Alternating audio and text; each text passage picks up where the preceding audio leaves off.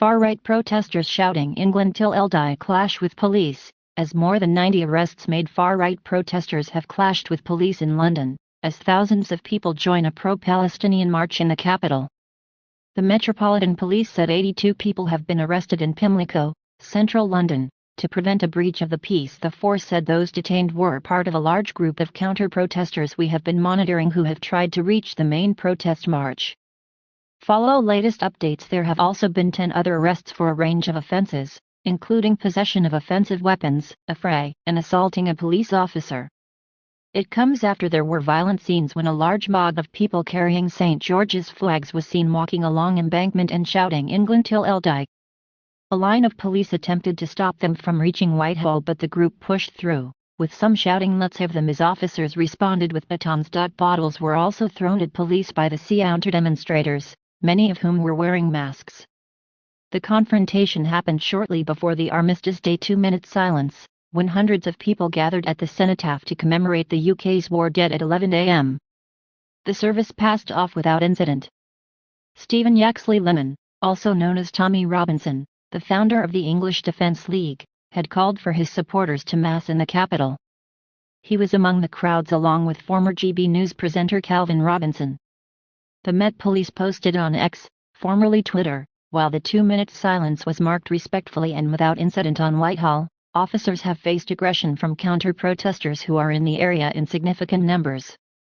The force said it will use all the powers and tactics available to us to prevent the counter-protesters from confronting the main march calling for a ceasefire in Israel's war against the militant group Hamas. There were later further clashes in Chinatown when missiles were thrown at police, while a large group were detained following trouble at Westminster Tube Station. It is understood the group of about 100 people were being held under powers to prevent a disturbance. The main pro-Palestinian demonstration, expected to be attended by more than 500,000 people, had drawn criticism from the Prime Minister and Home Secretary because it coincided with remembrance events. Suella Braverman had faced accusations of inflaming tensions after accusing the police of playing favorites when they resisted pressure to ban the march calling for a ceasefire in the Israel-Hamas conflict. In the face of condemnation and calls for Rishi Sunak to sack her, Mrs. Braverman subsequently expressed her full backing for the Metropolitan Police at a meeting with Commissioner Sir Mark Rowley. But in the wake of the trouble, London Mayor Sadiq Khan wrote on X, "The scenes of disorder we witnessed by the far right at the cenotaph are a direct result of the Home Secretary's words. The police's job has been made much harder.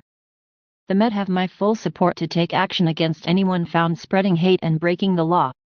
Scottish First Minister Humza Yousaf said, "The far right has been emboldened by the Home Secretary. She has spent her week fanning the flames of division. They are now attacking the police on Armistice Day. The Home Secretary's position is untenable. She must resign." More than 1,000 police officers have been drafted in from outside forces to monitor the protests, with the Met saying 1,850 personnel will be on duty on Saturday and 1,375 on Sunday. The route of the pro-Palestinian demonstration was from Hyde Park to the U.S. Embassy in Vauxhall, south of the Thames. Many of those taking part carried Palestinian flags and placards with slogans such as "Free Palestine" and "End the Siege," while chanting "Ceasefire now." Even though the march was not intended to go near the cenotaph, an exclusion zone was in place for Whitehall and other nearby areas, while the monument will have a dedicated 24-hour police presence until after remembrance events on Sunday. Pro-Palestinian protests were held in other parts of the UK, including Glasgow. Additional protest powers were also in place, enabling officers to search anyone in a designated area for weapons, and remove face coverings. A dispersal zone in force for key central London locations including Trafalgar Square and Piccadilly Circus. Deputy Assistant Commissioner Lawrence Taylor said, "Our job is to ensure that we police without fear or favor, that we balance the rights everybody, be that protesters, counter-protesters, or people living or coming into London.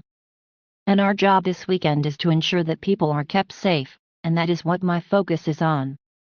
Meanwhile, protests at a number of London train stations have been banned, with prohibition orders in place at Waterloo, Victoria, and Charing Cross between 10 a.m. and 11 p.m. on Saturday. Pro-Palestinian protests have also been held elsewhere in the UK, including Glasgow,